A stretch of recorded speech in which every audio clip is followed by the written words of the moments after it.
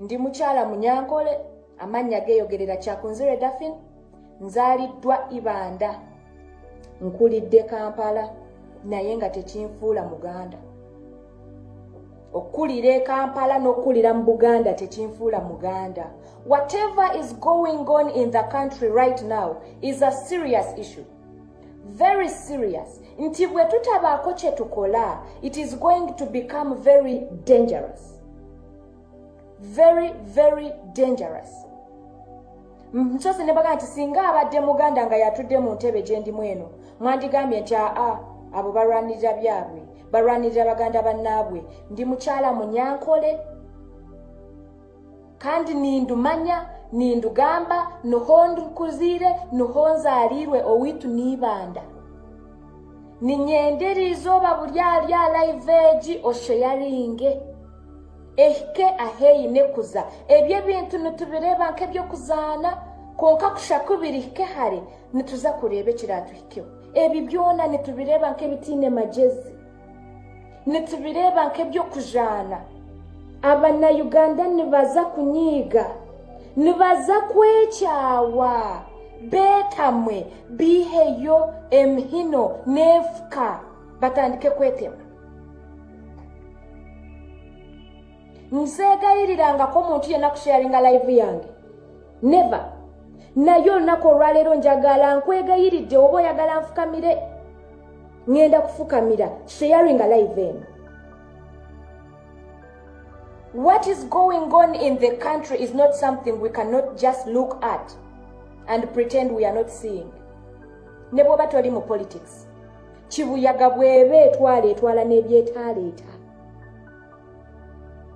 Oyinza okuddeyo ogambe it's none of my business, but when the wind starts to blow, even your rooftop will not remain. Oli bw'avaayo n'agamba nti tupinpointinze ebintu bye tuwulira nga tukooye ng'Abannayuganda. One core value of a journalist is to speak for the public. Journalist kamwa k'abantu bangi. Journalist bw'avaayo n'asonga ku kintu si ye yekka gwe kiba kikutteko. Okukwata kw'abasajja mwivule mukyakulaba ng'okusaaga. Okukwata kw'ababizonto mukyakulaba ng'okusaaga. Okukwata kwa kiweewa mukyakulaba ng'okusaaga. But when the wind starts to blow, when Ugandans get angry and pull out their hangers and hose, even you who is in your roof, seated down, you're not going to remain the same. Kigenda kukutwaliramu. This message mbasaba mukisharinge kuba njagala etuuke ku the right audience. Abantu abali mu buyinza simanyanya abawa amagezi, naye mutusaddaase. You have sacrificed us. Tuli Bannayuganda. Ekyenzaalwa kyandibadde si kikulu. Twandibadde tukulembeza obunnayuganda n'obumu. Abasajja Abaganda batuwasizza. Abasajja Abaganda tubazaalidde. This is not how you should be reacting to some of these things. Abantu bano bwe bavaayo ne baga nti bannange ebifo ebisava tubibaganye. You don't have to arrest them. Oli bw'avaayo n'ayimba oluyimba.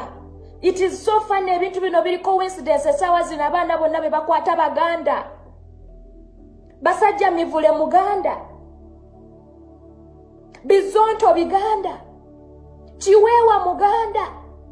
These things are so happening by coincidence. Nti abasajja bano bagenda kunyiiga mbagambye kibuyaga bw'eba etwala n'ebyetaleeta. Ate nga bano abantu abali waggulu be babiteekawo. We as the civilians, we as the Ugandans, we don't have this in us. Tuli kimu. Bano abasajja tubazaalidde, tubawasizaamu, tubafumbiddwa. Abasajja bano ekintu kye mukola mukiraba ng'ekyokusaaga. Naye bwe mutakihandling with maturity.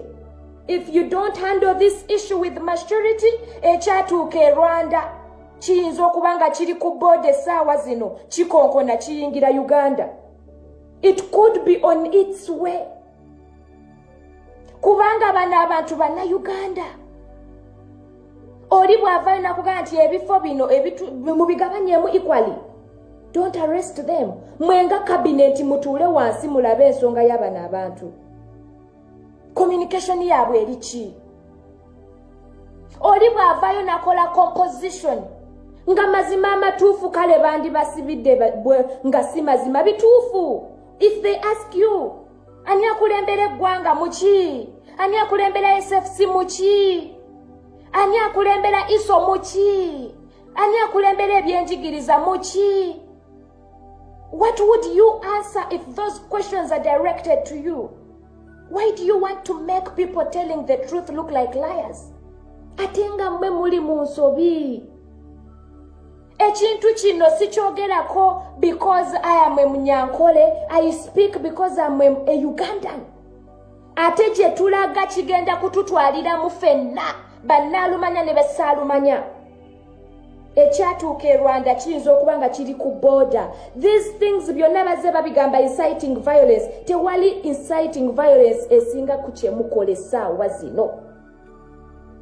Bw'okwata kiweewa n'omuggaliro olw'okuba yayimba Nantaba, you have already incited violence. Okumyemu omuliro mu bantu.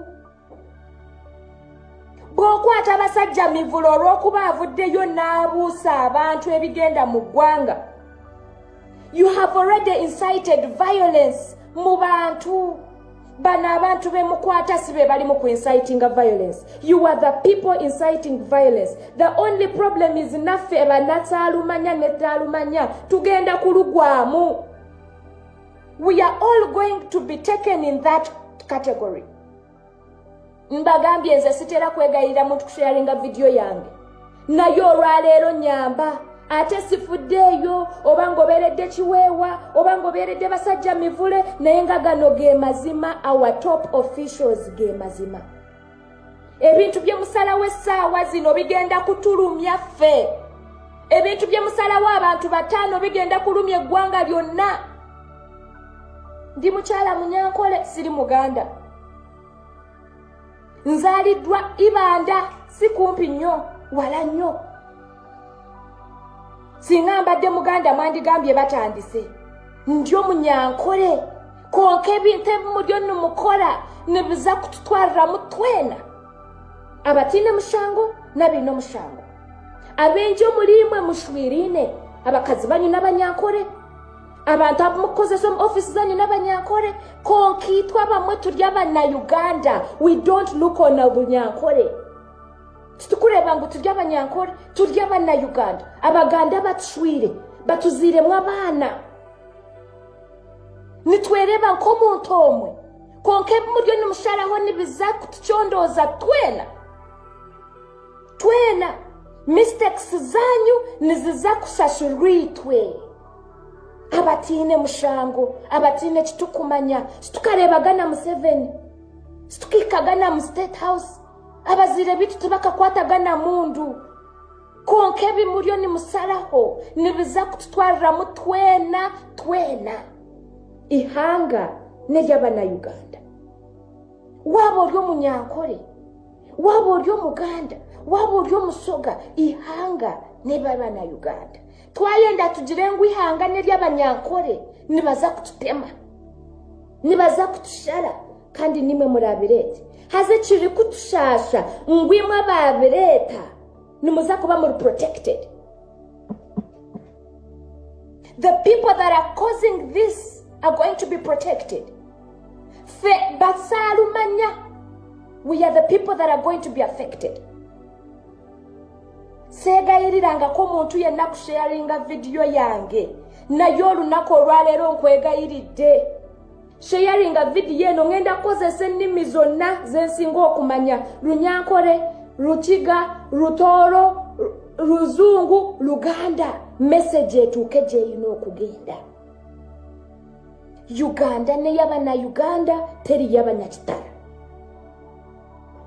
Abantu aba barigayo bakore keki bari kwenda.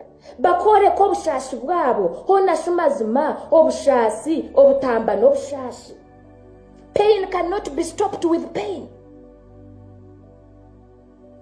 obushasi tokabutamba n'obushasi omuntu yakujja ati ninshashaha gezaho orebe nimubazi ki ogwakwenda konka k'okumusiba noba wamwongyera obushasi. When you arrest these people because they have spoken out their mind, because they've spoken out what they feel the better Uganda should be, you have not solved their problem. You have added salt in a wound. Ebintu bino tukyabiraba ng'ebyokusaaga, but it's not a joke. Gwoyinza okuba oli eyo oli mu nju yogamba anze ebyo tebinkwatako byabanabufuzi. When the wind starts to blow, it will not spare your rooftop because you kept quiet. It is because of your silence that even the wind will blow more. Fenga abannansi ekiriwo tetukkiriziganya nakyo. A few cartoon of people, a few group of people sit on the top because they are the head of the state and make their own decisions. But those decisions are going to be punished by everybody. Those decisions made by a few top officials are going to be affected by every Ugandan. This is my communication. Siri Muganda. I am not one. But one thing I know is I'm a Ugandan. Sikulembeza kyakuba munyankole. It's not an issue here. What is an issue here is a Ugandan. Oboli Musoga, Oboli Mugisu, Oboli Wawa. We are supposed to be one as Ugandans. Mwabanyankole abanyakitala abali eyo nga musemba ebintu bino ebiri mu happeninga mu ggwanga. Abasajja bajja kunyiiga. Bagenda kujjayo amajambiya. Bagenda kujjayo buli kimu. Bagenda kutandika kwesaba. You are watching. We should stop this while it is at an early stage. Bw'oba ng'olina obusobozi obutuuka ku mukulembeze, ng'olina obusobozi obuwabula abantu abo abali mu security, ensonga zino bazikwate n'amagezi nnyo. Abannayuganda bali ku point we batuuse nti beekyaye. Beekyaye, that is the fact. Omuntu watuukira okwekuumako omuliro aba yeekyaye. Sayini zonna eziraga abannayuganda nti beekyaye muziraba. Engeri gy'okuba tiyagasi mu baana ne bakulaga nti bakyasonga. Dala, don't you see nti abannayuganda beekyaye? They are ready for anything if you don't change. Abaana barihire. Kandi bari ready kukola ekintu kyona. Imwe nimugirango nibakitina tiyagasi? No. Nimushiba nibatera mutiyagasi? Konka basonga busonzi. Muze mubiraba wano ng'abaana babakuba mutiyagasi ne basigala nga beeyongerayo. Abaana ne mbakuba kiboko ne basigala nga beeyongerayo. They are tired and ready for change. Abaana bano tebasaanibwa kubanga obulumi bwabwe buddibwamu na bulumi.